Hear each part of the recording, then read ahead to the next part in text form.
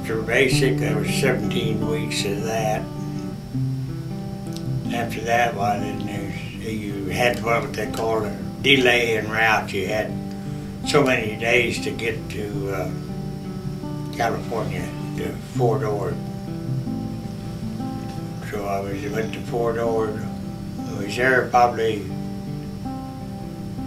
2 or 3 weeks. And they come in one day and got 2 busloads of us.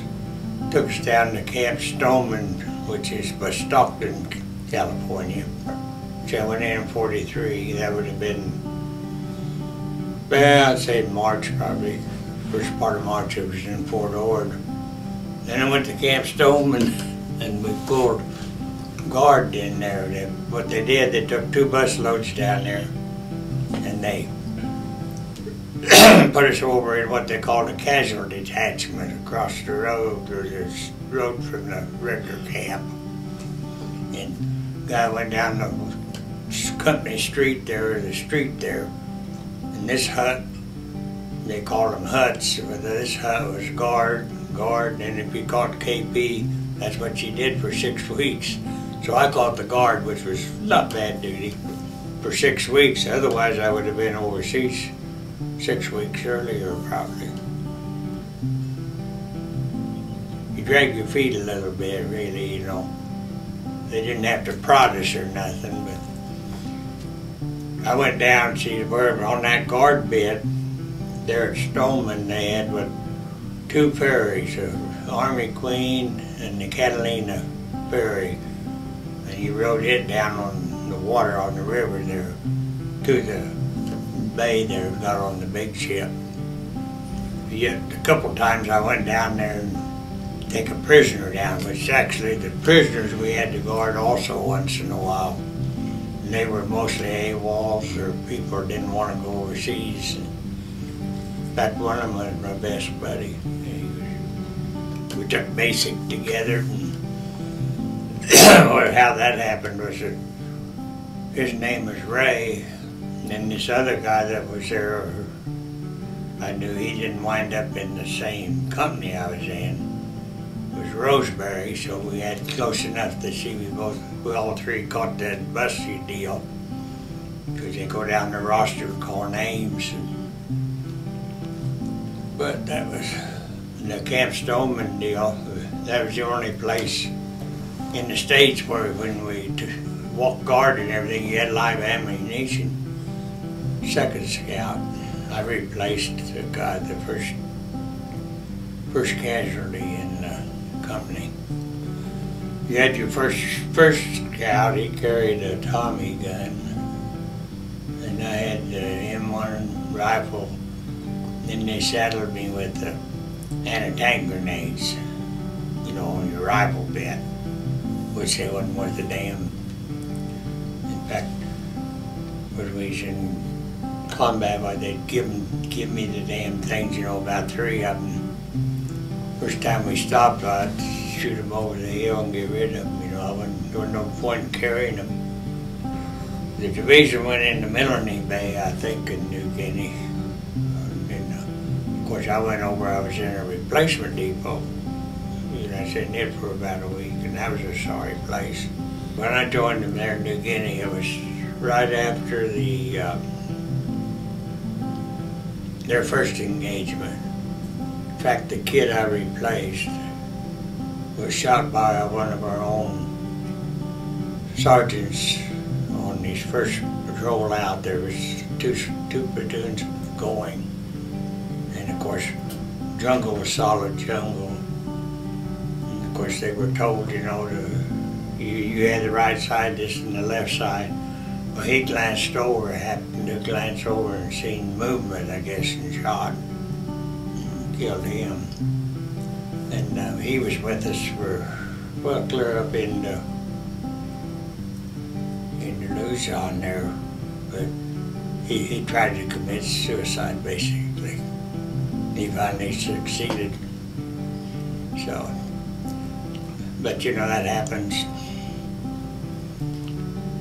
The first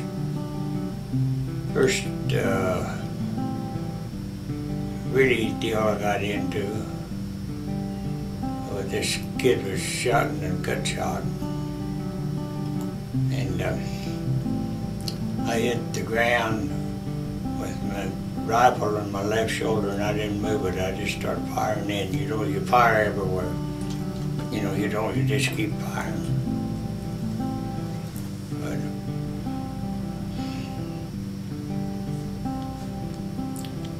of course, we was in on the invasion in Luzon, there, Lingay and Gulf.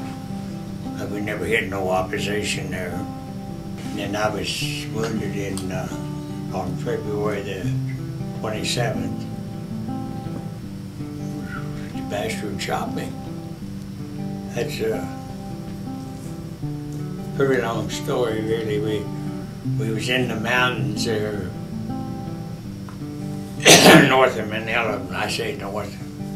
I don't know what the hell, but anyway, we was up in the mountains on that. But we left there, we went up into the hills there, headed up for Baguio, is where they was headed. Up in there, they started shooting these rockets at us. Of course, that was fairly new. The Japs had some damn rockets. And we was in, well, we went into the foothills first and dug in. And we stayed there probably 2 days, maybe, probably 3. So they made him, this guy, a sergeant, was the second one in command. You had a sergeant over the squad. And, but that son of a gun, every time the going got tough, he'd get lumbago and go to rear. So that just left 2 of us, see, the guard. And he was up for that. He come back with us when we was here at that village, because there was nothing going on there right outside of Manila. And we got up there, they started shooting them damn rockets at us, and he was with us. So he was supposed to have been on guard there one night. We was supposed to, you know, sleeping. Woke up, and that son of a gun wasn't even up and looking. He was down in that hole as far as he could get. So we chewed him out but good. See, when I got hit, I was out of it. I spent 8 months in the hospital. In front of the lines when I got hit. See, we was out on patrol. Basically, we was out there to draw fire. And they was supposed to lay a smoke grid, you know, the smoke screen for us to come out. Well, everything worked but the smoke screen. We didn't get one. And that would have been the first, well, the closest one back up the mountain. We'd circle the bottom of it trying to find a machine gun deal they'd shoot at us with.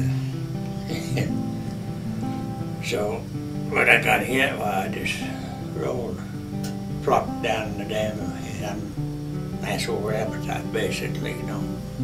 And I jumped up and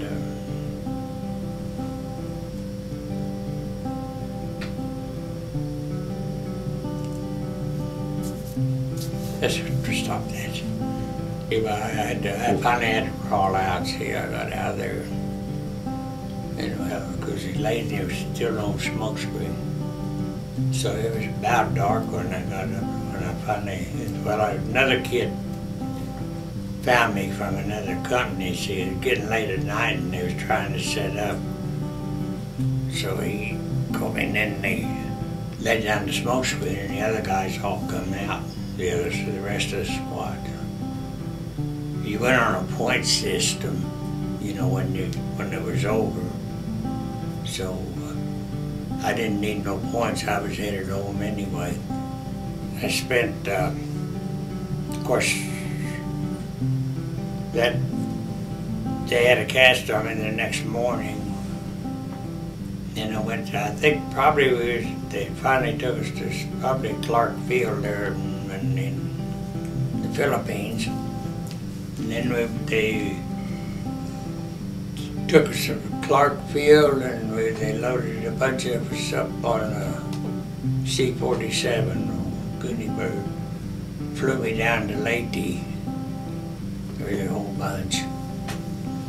Then they put me in traction there, and I was in that for 6 weeks.